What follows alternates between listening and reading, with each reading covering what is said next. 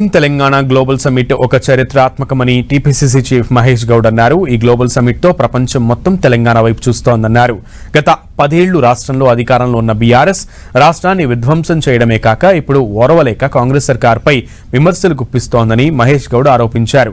10 ఏళ్లలో ఒక్క తెలంగాణ తల్లి విగ్రహం అయినా పెట్టారా అంటూ ప్రశ్నించిన ఆయన రాష్ట్రంలో బీఆర్ఎస్ పార్టీ ఖతమైందన్నారు. దేశ విదేశ పెట్టుబడులు వస్తూ ఉన్నాయి.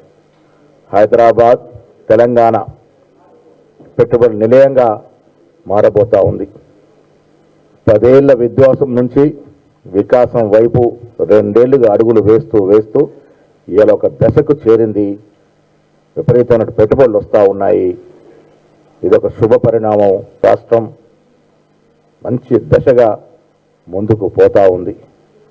యావత్ దేశం తెలంగాణ వైపు, హైదరాబాద్ వైపు చూస్తూ ఉంది.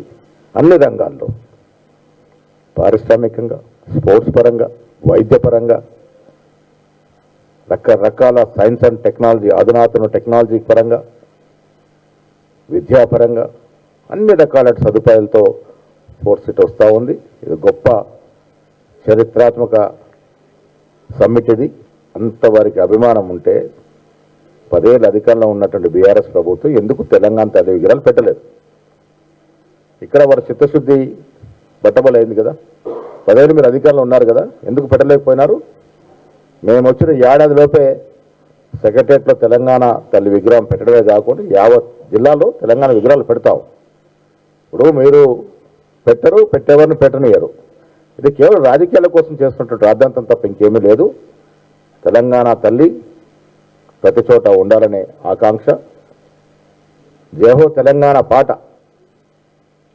ఉద్యమానికి ముందు వాడుకొని రాసిన కవిని పక్కన పెట్టి ఆ పాటను పక్కన పెట్టినట్టు దుస్థితి, అలాంటి పాలన మీరు చేశారు. మరి మేము రాగానే ఆ పాటని తెలంగాణ రాష్ట్ర గీతంగా చేయడమే కాకుండా తెలంగాణ తల్లి విగ్రహాన్ని అన్ని చోట్ల పెడతా ఉన్నాం. హర్షించాల్సింది పోయి దాంట్లో రాజకీయాలు ఎత్తుకోవడం అనేది విడ్డూరంగా ఉంది. ప్రజలు నవ్వుకుంటారు. హరీష్ రావు గారు, 10 ఏళ్ళు ఇవాళ మీరు ఏ మాట్లాడిన ప్రజలు వినరు. ఎందుకంటే మీరు 10 ఏళ్ళు చేసిన నిర్వాహకం ప్రజలు మర్చిపోలే. మీరు ఏం మాట్లాడినా నమ్మే పరిస్థితి లేరు ప్రజలు. మీరు ఏం మాట్లాడినా 10 ఏళ్ళ నిర్వాహకం వాళ్ళ మధ్యలో మెదులుతుంది. 10 ఏళ్ళు మీరు చేసిన విధ్వంసం, అరాచక పాలన ప్రజల మధ్యలో మెదులుతుంది. మీరు ఏం మాట్లాడినా దానికి పస ఉండదు. హరీష్ రావు గారు మాట్లాడినా, కేటీఆర్ గారు మాట్లాడినా పస ఉండదు. కేసీఆర్ గారికి తెలుసు మేము 10 ఏళ్ళ అధికారులు ఉండి ఎడగబెట్టిన తీరు, మేము ఏం మాట్లాడినా ప్రజలు రుచించదు కాబట్టి వారు బయటకు వచ్చి మాట్లాడట్లేదు. కేసీఆర్ తెలియని వారు కాబట్టి బయటకు రావట్లేదు, మాట్లాడట్లేదు. వారికి తెలుసు మాట్లాడినా రుచించదు పబ్లిక్ అని.